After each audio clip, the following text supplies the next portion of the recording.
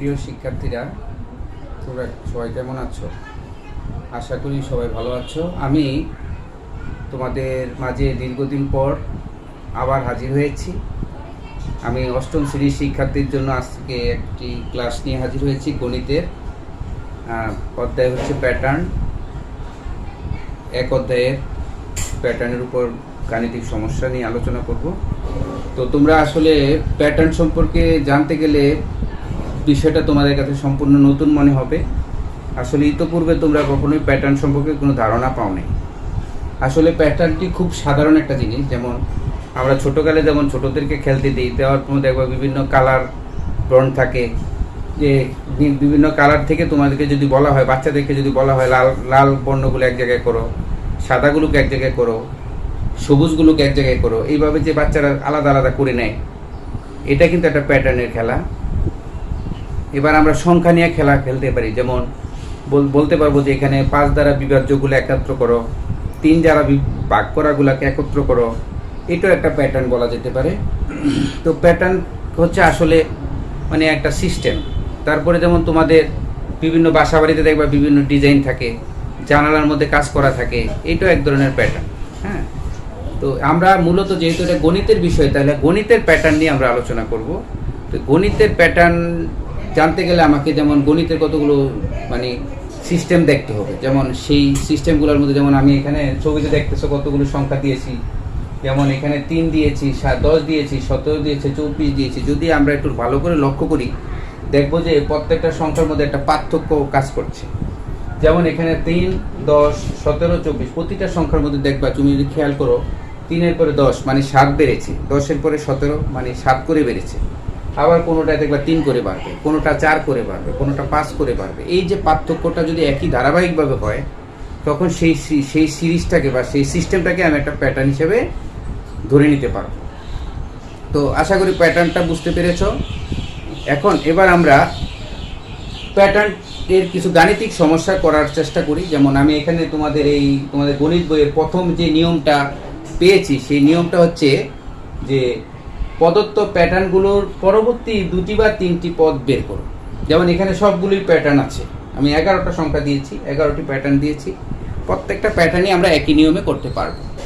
তো এখানে বলছে যে পরবর্তী পদ বের করার জন্য, মানে পরবর্তী 2টি পদও চাইতে পারে, 3টি পদও চাইতে পারে। তাহলে আমরা কিভাবে করব, সেই কাজগুলো আমরা করার চেষ্টা করব। হ্যাঁ, তো আমি এখানে প্রথম অঙ্কটি তুলে রেখেছি। প্রথম অঙ্কটাতে দেখো, তো 3 আছে, 10 আছে, 17 আছে, 24 আছে। তো প্রথমেই তোমাকে ফলো করতে হবে যে 3 থেকে 10 কত বেড়েছে। দেখো 7 বেড়েছে। আবার 10 থেকে 17 কত বেড়েছে, 7 বেড়েছে। আবার 17 থেকে 24 দেখো 7 করে বেড়েছে। হ্যাঁ, তো এখানে লক্ষ্য করা যায় যে লক্ষ্য করি প্রতি পদে বৃদ্ধি কত, প্রতি পদে বৃদ্ধি হয়েছে কত করে, 7 করে। তাহলে এখন আমি যে সর্বশেষ যে সংখ্যাটা আছে তার পরবর্তী সংখ্যা কি হবে। অতএব পরবর্তী আমাকে বলছে 2টি বা 3টি সংখ্যা, আমি লিখে নেবো যে পরবর্তী 3টি পদ। হ্যাঁ, বেশি বের করি, সমস্যা নেই। তাহলে আমরা পরবর্তী 3টি পদ বের করতে চাচ্ছি। তো 3টি পদ বের করলে কি হবে, যেমন এখানে আছে 24, 24-এর সাথে আমি আরো কত বাড়াবো, প্রতিবার কত করে বাড়ছে, 7 করে বাড়ছে। 24-এর সাথে 7 বাড়িয়ে দিতে হবে, তাহলে হবে কত, 31। এবার আসো এই 31টা আবার আমি এখানে লিখবো, তার সাথে আবার 7 যোগ করবো, তাহলে কত হবে, 38। এবার আবার 38টাকে এখানে আনবো, এটার সাথে আবার 7 যোগ করবো, তাহলে কত হবে, 45। তাহলে বুঝতে পারছো আমরা পরবর্তী 3টি সংখ্যা পেয়ে গেলাম। শিক্ষার্থীরা আশা করি বুঝছো কিভাবে আমরা বের করে দেব। তো আমরা তোমাদের সুবিধার্থে আরেকটি অঙ্ক আমরা করে দেখতে পারি। এবার আসো আমরা আরেকটি অঙ্ক একটু দেখি তোমাদের সাথে নিয়ে। যে এখানে দেখো 2 নম্বর অঙ্কটা আছে, আমাদের এখানে দেওয়া ছিল 4, 7, 10, 13। তো তোমরা লক্ষ্য করো 4 থেকে 7 কত বেড়েছে, 3 বেড়েছে। তো 7 থেকে 10 3 বেড়েছে, 10 থেকে 13 3 বেড়েছে। অর্থাৎ প্রতিবার বাড়লো কত করে, 3 করে। তাহলে আমরা লক্ষ্য করি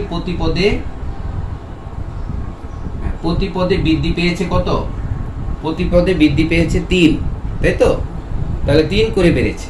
তাহলে আমরা লিখব পরবর্তী 3টি সংখ্যা। বা পরবর্তী 3টি পদ, এখানে সর্বশেষ যে পদটি আছে সেটি আমি লিখব 13, তার সাথে যোগ দেব প্রতি পদে যেটা বেড়েছে 3, তাহলে কত হলো 16। এবার আসো 16 আবার আমি এখানে লিখব, 16 সাথে আবার 3 দেব, 16 আর 3 হবে 19। এবার 19টাকে আবার আমি এখানে লিখব, 19 যোগ 3, তাহলে কত হবে 19 এ 3 22। তাহলে লক্ষ্য করে আমরা পরবর্তী 3টি সংখ্যা পেয়ে গিয়েছি।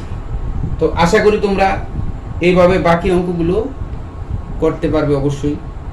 তো এইভাবে তোমাদের বাকি যে অঙ্কগুলো থাকবে, বিশেষ করে 3 থেকে 11 পর্যন্ত, এই প্রত্যেকটা অঙ্ক তোমরা এইভাবে আমার মতো করে সলভ করে আমাদের কমেন্ট বক্সে জমা দেবে। আমি এই জিনিসটাকে তোমাদের SW হিসাবে কাউন্ট করে নেব।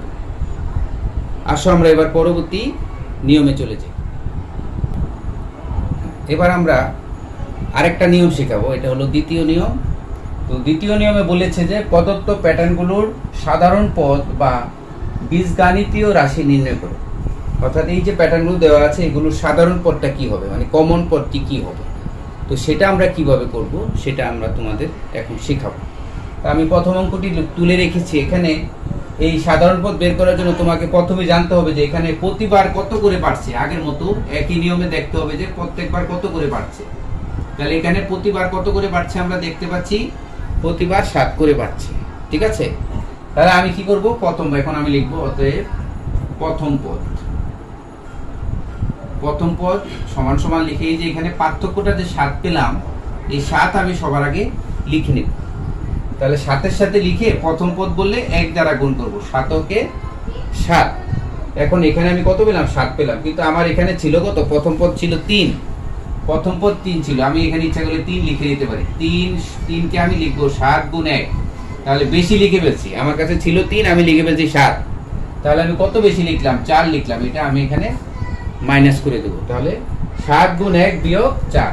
এবার আসো দ্বিতীয় পদ হবে কত দেওয়া আছে, তৃতীয় পদ হচ্ছে 10, 10কে আমি লিখবো 7 গুণ 2, তাহলে কত হলো 7 দুগুণে 14। তাহলে কত বেশি লিখছি, 4 বেশি লিখছি, 4 বিয়োগ করে দেবো। এবার আসো তৃতীয় পদে কত আসছে, তৃতীয় পদে আসছে 17, 17কে আমি লিখবো 7 গুণ 3 বিয়োগ 4, তাহলে 3 7 21 বিয়োগ 4।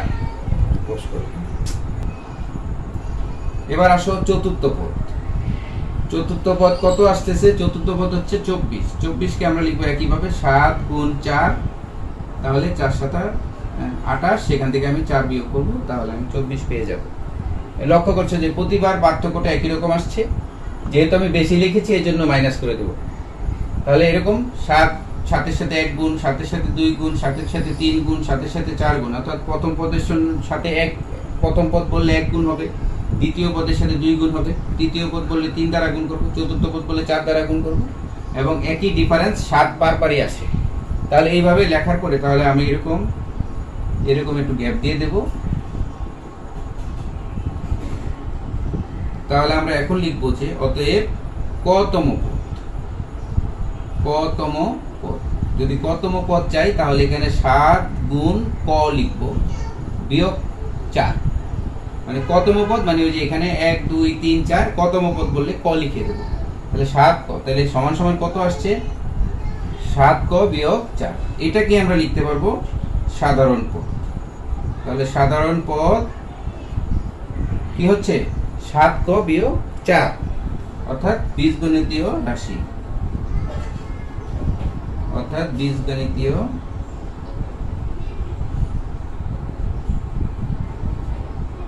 বীজগণিতীয় রাশি কি হবে 7 ক বিয়োগ 4। এটাই হলো উত্তর। কি বন্ধুরা শিখতে পেরেছো? তাহলে আমরা এইভাবে যদি সাধারণ পদ বের করতে পারি এভাবে করে নেব। এবার আসো এই নিয়মের আরেকটি অঙ্ক আমরা করি, তাহলে তোমাদের কাছে আরেকটু সহজ লাগবে। তারপর তোমরা বাসায় নিজে নিজে অঙ্কগুলো করতে পারবে। আশা করি এটুকু আমার বিশ্বাস আছে, তোমরা সবাই চেষ্টা করলে পারবে। আমরা এবার পরবর্তী আরেকটি অঙ্ক করি এই নিয়মে। এবার চলো আমরা এই দ্বিতীয় নিয়মের আরেকটি অঙ্ক করি, অর্থাৎ দ্বিতীয় অঙ্কটি করি। এখানে আমি তোমাদের জন্য 3 নম্বর অঙ্কটি তুলে রেখেছি, 6 11 16 21। তাহলে আমি যেটা বলেছি প্রথমে আমাকে দেখতে হবে যে পার্থক্য কত করে আছে। এখানে 16 থেকে 6 থেকে 11, তার মানে কত বেড়েছে 5। 11 থেকে 16 5, 16 থেকে 21 5, অর্থাৎ আমরা পার্থক্যটা কত পেলাম 5। এবার আমরা প্রথম পদ লিখবো, তাহলে প্রথম পদ হবে 6, 6কে লিখবো যেহেতু পার্থক্য 5 পেয়েছি, পার্থক্য 5 গুণ 1, তাহলে কত বেশি 5 একে 5, আমার কাছে ছিল 6, আর কত লাগতেছে আরো 1 এর দরকার আছে, এই জন্য আমি এখানে +1 দেব। যদি বাকি থাকে ওটা যোগ দিয়ে দেব, যদি বেশি লিখি তাহলে সেটা বিয়োগ দিয়ে দেব। ঠিক আছে, বুঝতেছো? এবার আসো দ্বিতীয় পদ হচ্ছে 11, আমি একইভাবে লিখবো 5 গুণ 2, তারপরে 5 দুগুণে 10 আর 1 লাগবে 11। এবার আসো তৃতীয় পদ হলো 16, 16তে আমি লিখবো 5 গুণ 3, 3 5 15 যোগ 1 16। এবার আসো চতুর্থ পদ হচ্ছে 21, 21 এর মধ্যে লিখবো 5 গুণ 4 যোগ 1, তাহলে 4 5 20 যোগ 1 21। তাহলে দেখতে পাচ্ছ প্রত্যেকটার মধ্যে আমি 5 দিয়ে শুরু করব, আর 1 2 3 4 1 1 করে বাড়বে। এবার আসো কতম পদ তাহলে কি হবে 5 গুণ ক যোগ 1, তার মানে এটাই হবে কত 5 ক যোগ 1। এটাকে আমি লিখবো সাধারণ পদ। তাহলে সাধারণ পদ পেয়ে গেলাম 5 ক যোগ 1, অর্থাৎ বীজগণিত রাশিটা হবে কত 5 ক যোগ 1।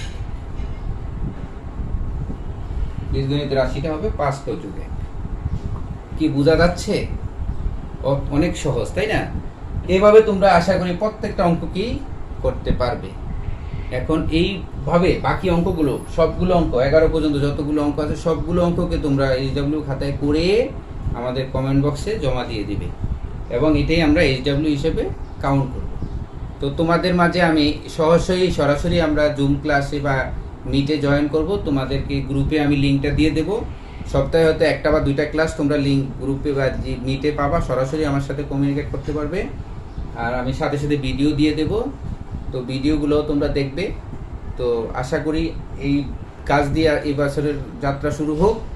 তোমরা সবাই সুস্থ থাকো, ভালো থাকো, সাবধানে থাকো, এই কামনা করে আজকের মতো এখানেই আমি শেষ করছি। ধন্যবাদ সবাইকে।